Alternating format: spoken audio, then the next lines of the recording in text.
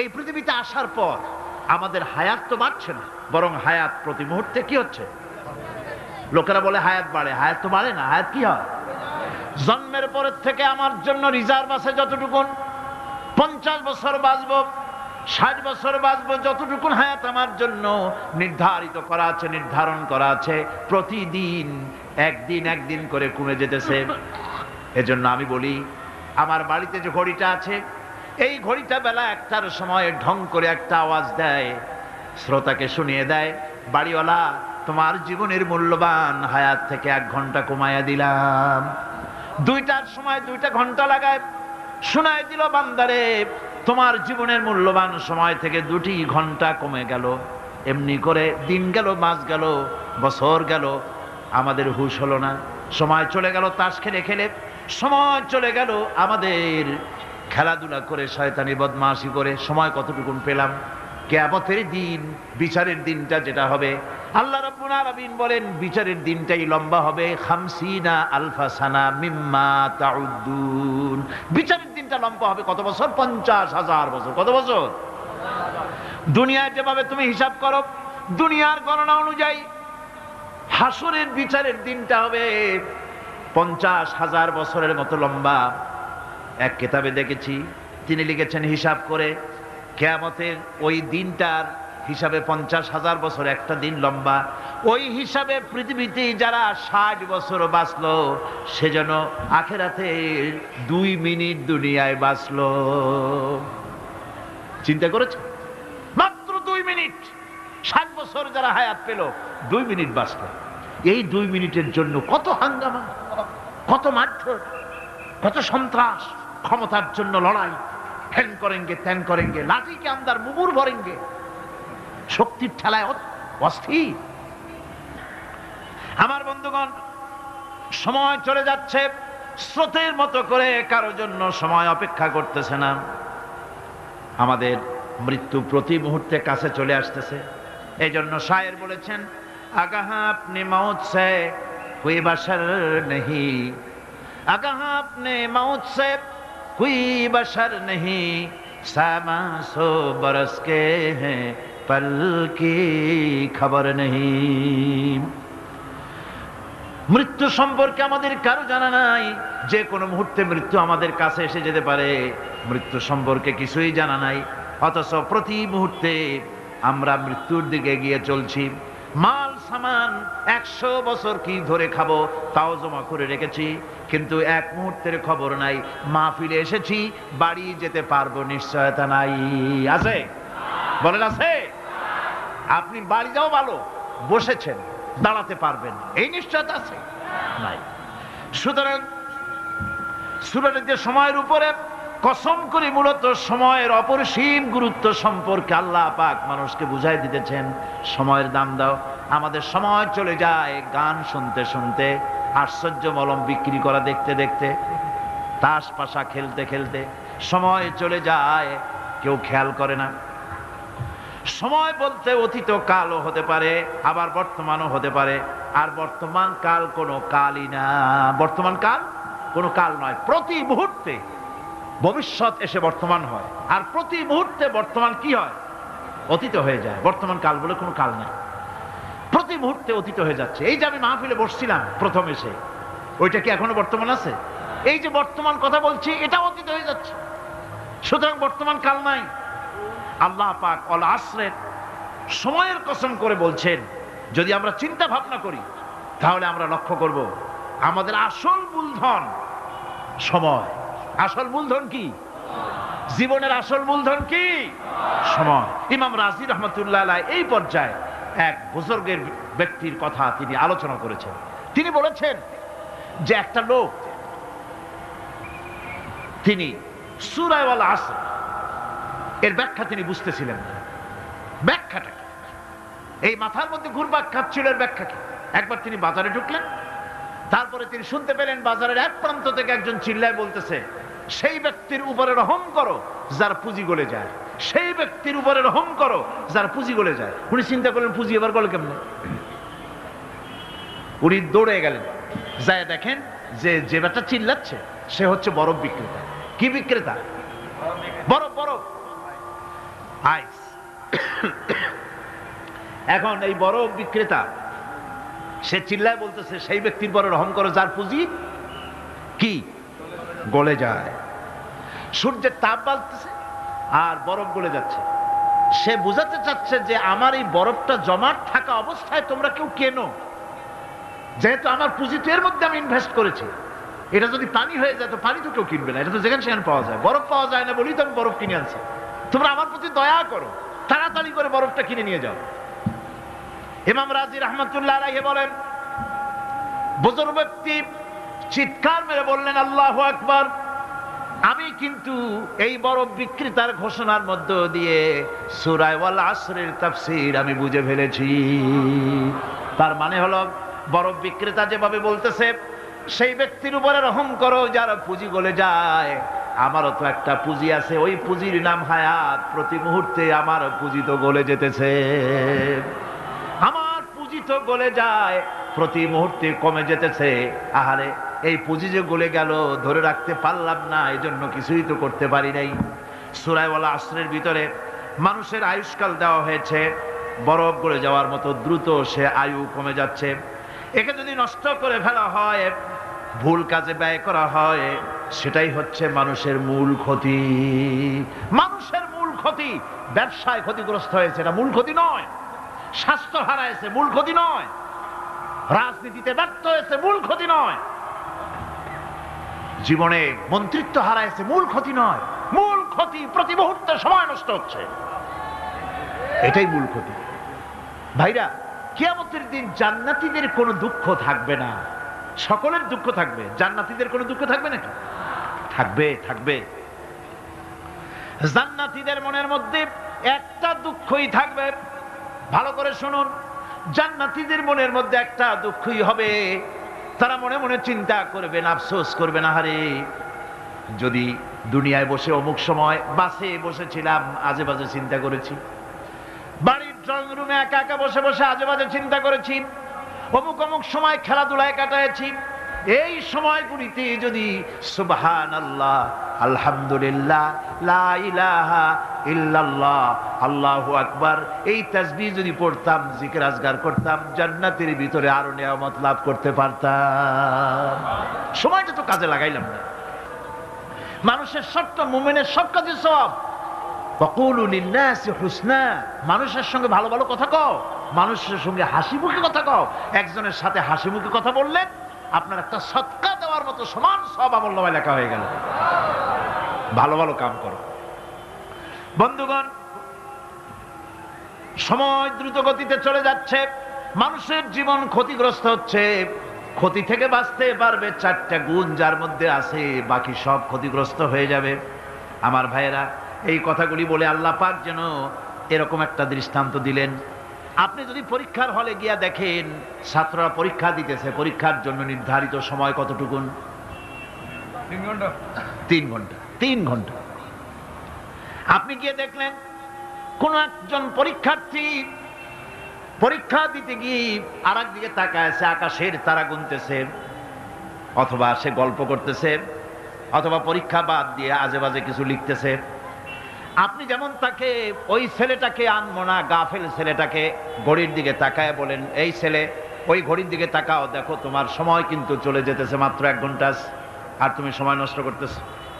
আল্লাহ যেন স্নেহ পরবশে তামাম পৃথিবীর গোলামদেরকে, বান্দাদেরকে আঙ্গুল নির্দেশনা দিয়ে বলছেন, বান্দারা, প্রতি মুহূর্তে তোর জীবনের মূল্যবান সময় চলে যেতেছে, প্রতি মুহূর্তে সময় যাচ্ছে। আল ইনসান,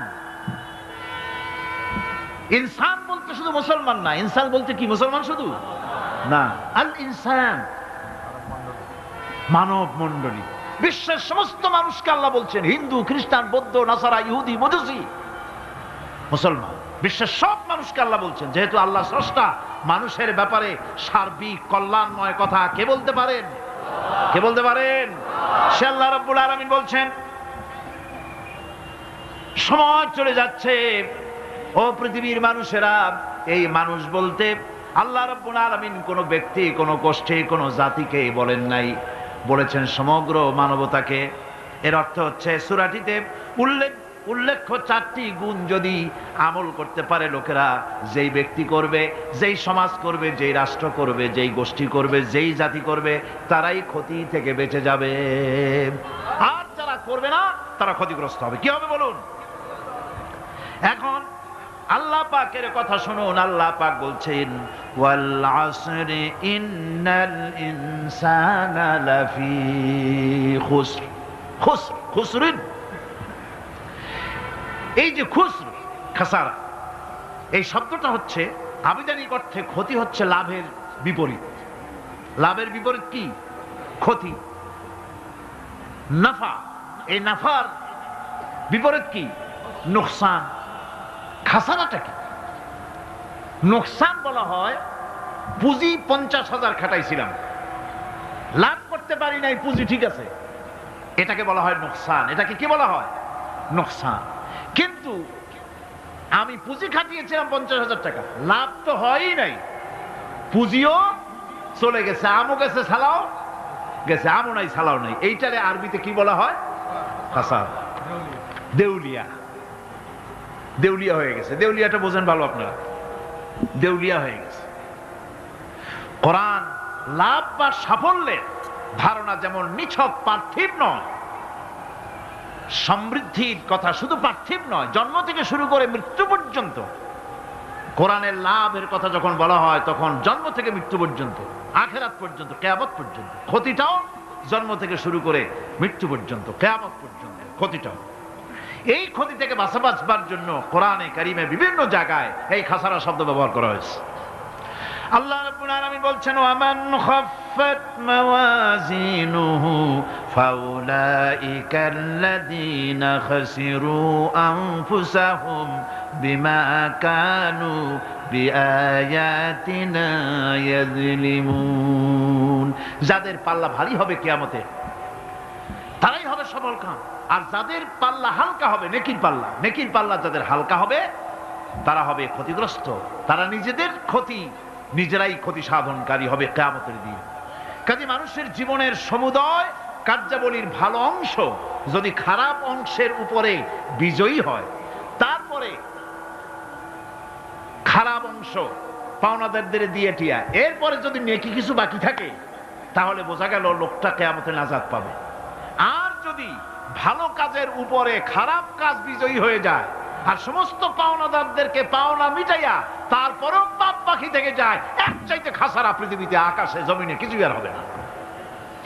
এর থেকে বাঁচার জন্য আল্লাহ পাক এই খাসারা থেকে বাঁচার জন্যই মানুষকে এই কথা বলছেন। এই কথাটি কোরআনে কারিমের অন্য একটি আয়াতে আরো সুন্দর করে বলা হয়েছে। যারা নাকি এই দুনিয়ার বুকে যারা নিজেদের পুঁজি খাটাইছে, জীবনের পুঁজি সুদ কামাইতে খাটালো, জীবনের পুঁজি খাটালো হারাম কামাইয়ের ভিতরে, অন্যায় কাজের ভিতরে, যারা জীবনের পুঁজিকে আল্লাহর দ্বীনের কাজে লাগাতে পারে নাই, তাদের সম্পর্কে বলা হচ্ছে খাসিরাদ দুনিয়া ওয়াল আখিরাতা যালিকা হুয়াল খুসরানুল মুবিন। খাসিরাদ দুনিয়া ওয়াল আখিরা, দুনিয়াও ক্ষতিগ্রস্ত, আখিরাতেও ক্ষতিগ্রস্ত। এটা হচ্ছে তার জন্য সুস্পষ্ট ক্ষতি, এর থেকে বড় ক্ষতি আর কিছুই হতে পারে না। আল্লাহ পাক কোরআনে কারীমে অন্যত্র বলেছেন وَنُنَزِّلُ مِنَ الْقُرْآنِ مَا هُوَ شِفَاءٌ وَرَحْمَةٌ لِلْمُؤْمِنِينَ وَلَا يَزِيدُ الظَّالِمِينَ إِلَّا خَسَارًا। আমি এই কোরআন অবতরণের পরিক্রমায় এমন সব বিষয় অবতীর্ণ করেছি যা মুমিনদের জন্য নিরাময় এবং তাদের জন্য রহমত, আর জালিমদের জন্য ক্ষতি ছাড়া আর কিছুই বৃদ্ধি পায় না। জালিমদের জন্য ক্ষতি বৃদ্ধি পায়, আর যারা মুমিন তাদের জন্য এর মধ্যে নিরাময় আছে, এর মধ্যে রহমত আছে। অর্থাৎ যারা এই কোরআনকে যারা নিজেদের আইনের কিতাব হিসেবে গ্রহণ করেছে, কোরআনকে তাবিজের কিতাব হিসাবে নয়, ধর্মীয় কিতাব হিসাবে নয়, কোরআন সংবিধান। কোরআন কি? কোরআনকে যারা সংবিধান হিসাবে মেনে নিয়েছে, কোরআনকে যারা সংবিধান হিসাবে গ্রহণ করলো, ব্যক্তি, পরিবার, সমাজ, রাষ্ট্রে তাদের যাবতীয় মানসিক, বুদ্ধিবৃত্তিক, নৈতিক, তামাদ্দুনিক রোগের নিরাময় হবে, এর দ্বারা শান্তি হবে। কিন্তু যেসব জালিম এই কোরআনকে প্রত্যাখ্যান করেছি, কোরআনকে যারা মৌলবাদীদের কিতাব বলে, কোরআনের কথা বললে মৌলবাদ বলে গাল দেয়, তারা তাদের কপালকে পোড়াইয়া ছাই বানাইয়া দিছে, তাদের তাদের কপাল ভস্মীভূত করে দিয়েছে। আমার দেশে, এই দেশটা কি মুসলমান বেশি না অন্য জাতি বেশি? কোন জোরে কোন? মুসলমান সবচেয়ে। খুব লক্ষ্য করে শোনেন, এই দেশে সবচেয়ে মুসলমান বেশি, ইন্দোনেশিয়ার পরে। পৃথিবীর দ্বিতীয় বৃহত্তম মুসলিম দেশ হলো কোনটা? বাংলাদেশ। এই দেশে ইসলামরে যত গালি দেওয়া হয়েছে, কোরআনকে যত গালি দেওয়া হয়েছে, আলেমদেরকে যত গালি দেওয়া হয়েছে, রাসূলুল্লাহকে যত গালি দেওয়া হয়েছে, ইসলামী আদর্শকে যত গালি দেওয়া হয়েছে, পৃথিবীতে কোন দেশে এইভাবে ইসলামকে গালি দেওয়া কোথাও হয় নাই। এমনকি আমেরিকার মতো দেশে, ইংল্যান্ডের মতো দেশেও কোরআনের বিরুদ্ধে এত কথা কেউ বলতে সাহস পাবে না, ইসলামের বিরুদ্ধে কথা বলতে সাহস পাবে না, যেহেতু মুসলমানেরা সেখানে পাল্টা আক্রমণ করবে। আজ আমার দেশে মুসলমানের ঘরের সন্তান হইয়া ইসলামের বিরুদ্ধে তারা বক্তব্য রাখে। মৌলবাদ মৌলবাদ জিকির উঠে গেছে। আমেরিকার প্রেসিডেন্টরা যখন শপথ নেন, প্রেসিডেন্ট হিসাবে ওথ নেন, বাইবেলের উপরে হাত রাখেন আর বলেন, এই মহাগ্রন্থকে স্পর্শ করে শপথ নিচ্ছি, আমি আমার চিন্তা চেতনা, আমার মেধা, আমার প্রজ্ঞা সবটা আমার জাতি, আমার দেশকে উন্নয়নের জন্য, এর সমৃদ্ধির জন্য, এর সংরক্ষণের জন্য আমি আমার জীবনকে উৎসর্গ করব। বাইবেলের উপরে স্পর্শ করে এই শপথ তারা নেন। আমার দেশের প্রেসিডেন্ট, প্রধানমন্ত্রী শপথ নেওয়ার সময় কোরআন শরীফের উপরে হাত রাখে যদি, তাহলে বলা হবে বেচারা মৌলবাদী হয়ে গেছে। এটা করা যাবে না। আর যদি কেউ করে সামান্য কিছু, কোরআন না, যদি তসবিহ নিয়েও আসে, তাহলে বুঝতে হবে জাতির সাথে একটা প্রতারণা ছাড়ার কিছুই না। কাজেই ধর্মের প্রতি আকর্ষণ একটা ভিন্ন জিনিস, সেই জিনিসকে ছেড়ে যারা দেয় তারাই ক্ষতিগ্রস্ত হয়, আর যারা ধরে রাখে তারা দুনিয়ায় ক্ষতিগ্রস্ত হয় না। আল্লাহ পাক এখানে রাসূল করিম সাল্লাল্লাহু আলাইহি ওয়াসাল্লাম একটি হাদিস প্রণিধানযোগ্য কোরআনের ব্যাপারে। হুজুর বলেছেন, আল কোরআনু হুজ্জাতুন লাকা ওয়া আলাইকা। এই কোরআন হয় তোমার পক্ষের সাক্ষী, না হয় এই কোরআন তোমার বিপক্ষের সাক্ষী। কিয়ামতে এই কোরআন হয় তোমার পক্ষে কাজ করবে, নতুবা এই কোরআন তোমার বিপক্ষে কাজ করবে। দুই অবস্থা থেকে খালি হবে না। হয় কোরআন তোমার পক্ষে সাক্ষী দেবে, না হয় আমরা কি চাই? কিয়ামতে কি চাই? বলেন কি চাই? কোরআনের পক্ষে যদি আমরা সাক্ষী চাই, তাহলে এই কোরআনের পক্ষে আমাদেরকে কাজ করতে হবে। এছাড়া আমাদের নাজাতের কোনো পথ নাই। আমাদের মুক্তির পথ হচ্ছে কোরআন কেন্দ্রিক, রাসূলুল্লাহর হাদিস কেন্দ্রিক। এর বাইরে আমাদের সমস্ত পুঁজি নষ্ট হয়ে যাবে। আমাদেরকে পৃথিবীতে টিকে থাকতে হলে কোরআনের উপরে ভিত্তি করে আমাদেরকে বাঁচতে হবে, টিকতে হবে। কোরআনে কারিমে আল্লাহ রাব্বুল আলামিন অন্যত্র বলেছেন, কুল ইন্নাল খাসিরিনাল্লাযীনা খাসিরু আনফুসাহুম ওয়া আহলিহিম ইয়াওমাল কিয়ামাহ আলা যালিকা হুয়াল খুসরানুল মুবিন। বলো, প্রকৃত দেউলিয়া তারাই যারা কিয়ামতের দিন নিজেকে, নিজের পরিবার পরিবর্গকে এই ক্ষতির দিকে যারা ঠেলে দেবে। ভালো করে শুনে নাও, এটি হচ্ছে সুস্পষ্ট ক্ষতি, সুস্পষ্ট দেউলিয়াপনা। এই ক্ষতি থেকে বাঁচার জন্য আল্লাহ রাব্বুল আলামিন কোরআনে কারীমের মধ্যে বলেছেন, ওয়াল আসরি ইন্নাল ইনসানা লাফি খুসর। পড়েন সবাই, ওয়াল আসরি ইন্নাল ইনসানা লাফি খুসর। মানুষের, সমগ্র মানুষের জীবন ক্ষতিগ্রস্ত, ব্যর্থ। কে বলতেছেন? গা শিউরে ওঠার কথা না, গা শিউরে ওঠে। আল্লাহ বলতেছেন ক্ষতিগ্রস্ত, ব্যর্থ। আপনি যতই মনে করেন আপনার মিল আছে, কল আছে, কারখানা আছে, মন্ত্রী, টাকা পয়সা আছে, প্রেসিডেন্ট হয়েছেন, প্রধানমন্ত্রী হয়েছেন, আপনার জীবন সফল হয়েছে, আল্লাহ বলেন না, জীবন ব্যর্থ, জীবন বিফল, জীবন ক্ষতিগ্রস্ত। তাম পৃথিবীর সমস্ত মানুষ ক্ষতিগ্রস্ত, ব্যর্থ। 4টা কাজ করলে সফল হবে। কয়টা কাজ? জোরে বলেন, কয়টা কাজ? ইল্লাল্লাযীনা আমানু وعملوا الصالحات وتواصوا بالحق وتواصوا بالصبر। চারটা কাজ করলে জীবন হবে সফল। এই ব্যর্থতা থেকে, এই ক্ষতি থেকে যদি বাঁচতে চাই কিনা? কারা কারা চাই দেখাই তো হাত। কারা কারা চাই? ক্ষতির হাত থেকে বাঁচতে চাই কারা? আলহামদুলিল্লাহ, হাত নামান। ক্ষতির হাত থেকে যারা বাঁচতে চান, আল্লাহ রাব্বুল আলামিন তাদের জন্য ফর্মুলা পেশ করেছেন, ইল্লাল্লাযীনা আমানু ওয়া আমিলুস সালিহাতি ওয়া তাওয়াসাউ বিল হাক্কি ওয়া তাওয়াসাউ বিস সাবর। আল্লাহ পাক বলেন, চারটি কাজ করলে জীবন সফল হয়ে যাবে। কয়টা কাজ? চারটা কাজ করলে জীবনটা সফল হয়ে যাবে। এক নম্বরে ঈমান। এক নম্বরে কি? ঈমান। এটাই হচ্ছে ফাউন্ডেশন। ক্ষতি থেকে বাঁচার জন্য প্রথম যে গুণটি, সেটির নাম হচ্ছে ঈমান।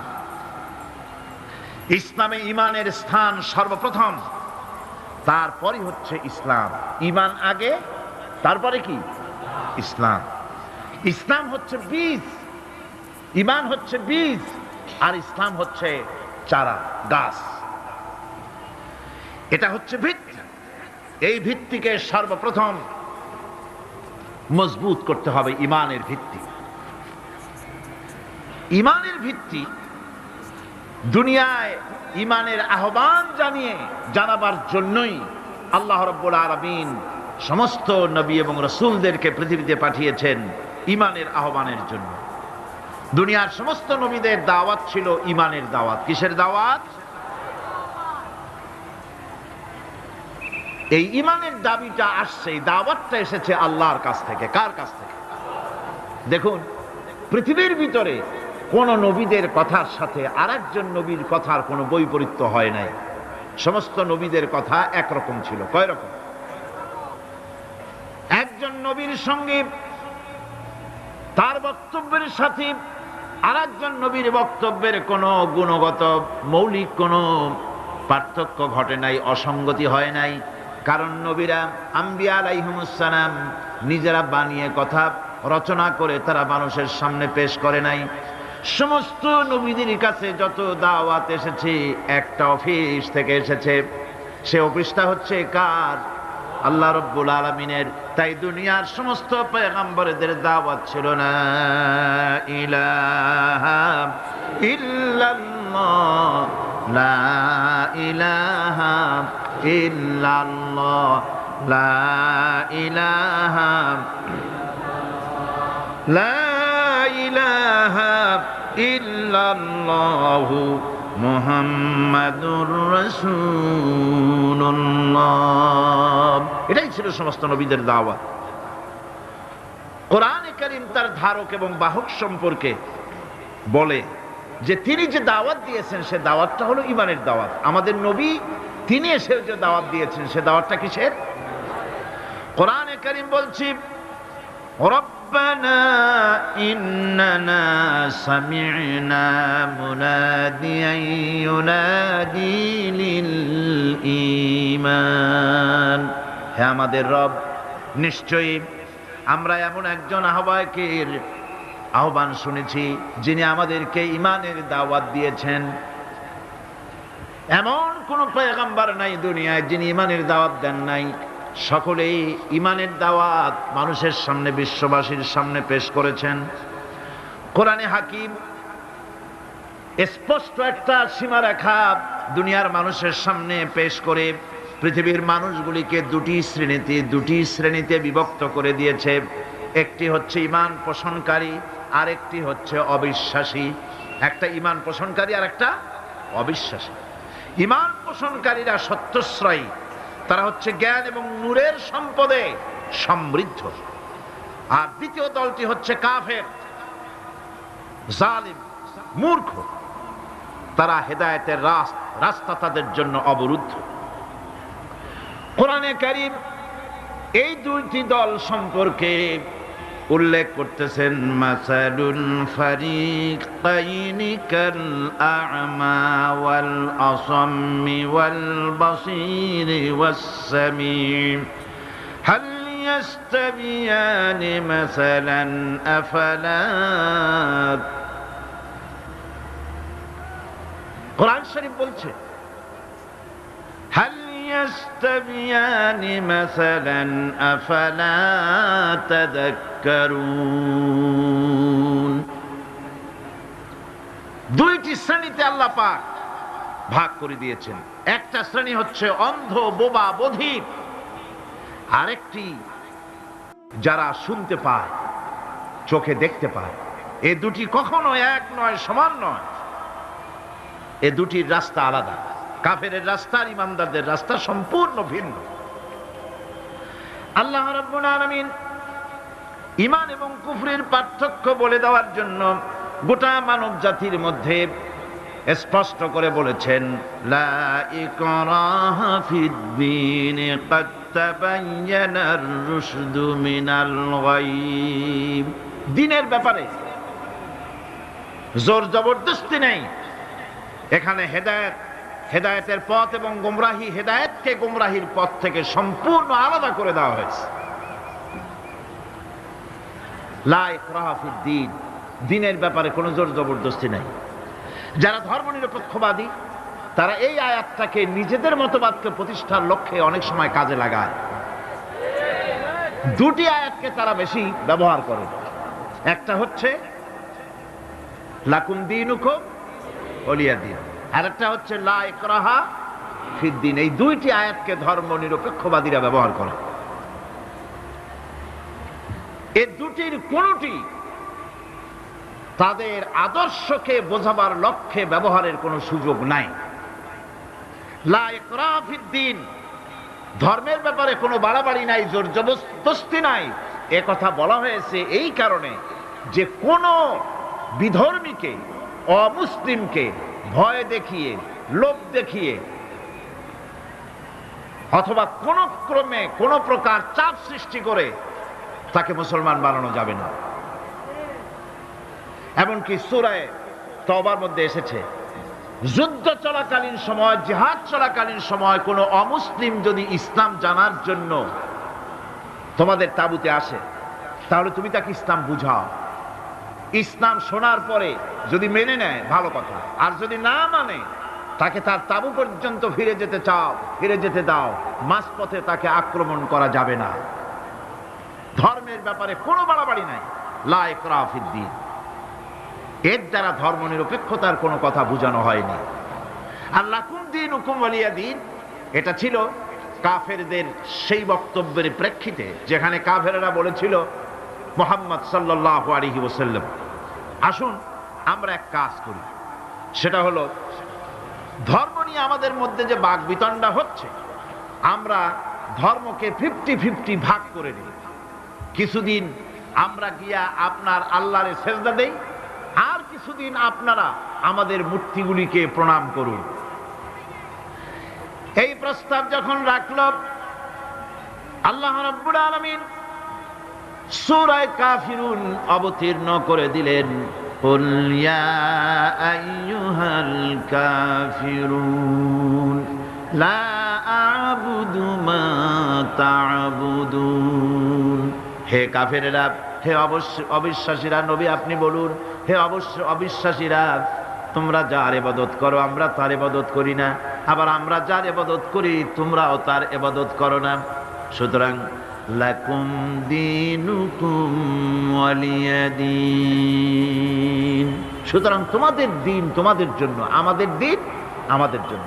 এখানে নিরপেক্ষতার কথা বলা হয় না, এখানে পক্ষের কথা বলা হয়েছে। কিসের পক্ষ? ধর্মের পক্ষ। কিসের পক্ষ? হিন্দু, খ্রিস্টান, বৌদ্ধ তোমরা তোমাদের ধর্মের পক্ষে থাকো, মুসলমান তোমরা তোমাদের ধর্মের পক্ষে থাকো। ধর্মের ব্যাপারে নিরপেক্ষ হওয়ার কোনো সুযোগ নাই। আছে নাকি সুযোগ?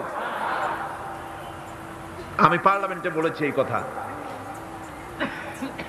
যে একটা ধর্মের উপরে বিশ্বাস করে নিজেকে একটা ধর্মের পক্ষের ব্যক্তি হিসাবে ঘোষণা করে কেউ বলছে, দাবি করছে আমি হিন্দু, কেউ বলছে আমি বৌদ্ধ, কেউ বলছে আমি খ্রিস্টান, কেউ বলছে আমি মুসলমান। নিজেকে একটা ধর্মের বিশ্বাসী ঘোষণা করার পর আমি ধর্মনিরপেক্ষ, এই কথাটা মিথ্যা, বানোয়াট, জালিয়াতি, প্রতারণা, মুনাফিক। কোন ধর্মের অনুসারী ব্যক্তি ধর্মনিরপেক্ষ হতে পারে না। কেবলমাত্র নাস্তিক, যারা আল্লাহরে মানে না, আল্লাহকে স্বীকার করে না, ওরা বলতে পারে আমরা ধর্মনিরপেক্ষ, ধর্মের ব্যাপারে আমরা নিরপেক্ষ, গুলো মানি না, বিশ্বাস করি না। কিন্তু যারা ধর্মে মানে, সেদের যে ধর্মেরই হোক না কেন, সে ব্যক্তি ধর্মনিরপেক্ষ যদি দাবি করে, এটা মিথ্যে কথা, এটা মুনাফিকি ছাড়া আর কিছু হতে পারে না। মুসলমানকে, যে কোনো জাতিকে যে ধর্মে আছে ধর্মের পক্ষে থাকার কথাই বলা হয়েছে। এখন আমি বলতেছিলাম ঈমানের কথা। ঈমান আগে আনতে হবে। ঈমান সম্পর্কে আল্লাহ রাব্বুল আলামিন বলতেছেন ঈমান হলো আগে, তারপরে ইসলাম। আবার ঈমান আনার আগে আবার কুফরি একটা শব্দ আছে, সেটা হলো ফামান ইয়াকফুর বিত্তাগুতি ওয়া ইউমিন বিল্লাহি ফাকাদ ইসতামসাকা বিল উরওয়াতিল উসকা লা ইনফিসামা লাহা ওয়াল্লাহু সামিউন আলীম। ফামান ইয়াকফুর বিত্তাগুত, যে ব্যক্তি তাগুতকে অস্বীকার করেছে, সর্বপ্রথম তাগুতকে অস্বীকার করতে হবে। ওয়া ইউমিন বিল্লাহ, আর এরপরে আল্লাহর উপরে যে ঈমান আনলো, ফাকাদ ইসতামসাকা বিল উরওয়াতিল উসকা, সে এমন এক শক্ত অবলম্বন ধারণ করলো যা তাকে কোনো কিছুই বিচ্ছিন্ন করবে না, ধ্বংস করে দেবে না। সুবহানাল্লাহ। এখন সত্যিকারের ঈমানদারের পরিচয়টা কি? কোরআনে কারীম সত্যিকারের ঈমানদারের পরিচয় এভাবে পেশ করতেছে, ইন্নামাল মুমিনুনা আল্লাযীনা আমানু বিল্লাহি ওয়া রাসূলিহি সুম্মা লাম ইয়ারতাবু وجاهدوا بأموالهم وأنفسهم في سبيل الله أولئك هم الصادقون। ঈমানের দাবিতে সত্যবাদী কারা? ইন্নামাল মুমিনুনা আল্লাযীনা আমানু বিল্লাহি ওয়া রাসূলিহি, সত্যিকারের মুমিন তো তারা যারা নাকি ঈমান এনেছে আল্লাহর উপর এবং রাসূলের উপরে। এই ঈমান আনার পর সুম্মা লাম ইয়ারতাবু, এরপরে কোন সন্দেহে সে নিপতিত হয় নাই, কোন সন্দেহ তার মনের মধ্যে জায়গা পায় নাই, আর সে আল্লাহর রাস্তায় জিহাদ করেছে মাল দিয়ে, জান দিয়ে। উলাইকা হুমুস সাদিকুন, এরাই হলো ঈমানের দাবিতে সত্যবাদী। সুম্মা লাম ইয়ারতাবু, অথবা এক বিন্দু সন্দেহ মনের মধ্যে জায়গা দেয় নাই। অর্থাৎ ঈমান আনছি কার উপরে? আল্লাহর উপরে। কার উপরে? আর তার রাসূলের উপরে। আল্লাহ এবং রাসূলের উপরে ঈমান আনার পর যারা আল্লাহ এবং রাসূলের বিধান জীবনের সকল ক্ষেত্রে মানতে পারে নাই, তারাই সন্দেহে নিপতিত হয়েছে। কথা বুঝতে পেরেছেন? তাদের সন্দেহ এই কোরআন মানুষের জীবন, তার সম্পদ, তার রাজনীতি, তার অর্থনীতি পরিচালনা করতে পারে না। সেই জন্য ধর্মের ব্যাপারে কোরআন মানি, ধর্মের ব্যাপারে নামাজ আর রোজা মানি, কিন্তু রাজনীতিতে ধর্ম মানি না। এটাই হলো সন্দেহ। এটাই কি? সন্দেহ, অবিশ্বাস। জীবনকে তারা দুইটা ভাগ করেছে, এক ভাগ রাজনীতির জন্য, আর এক ভাগ কিসের জন্য? ধর্মের জন্য।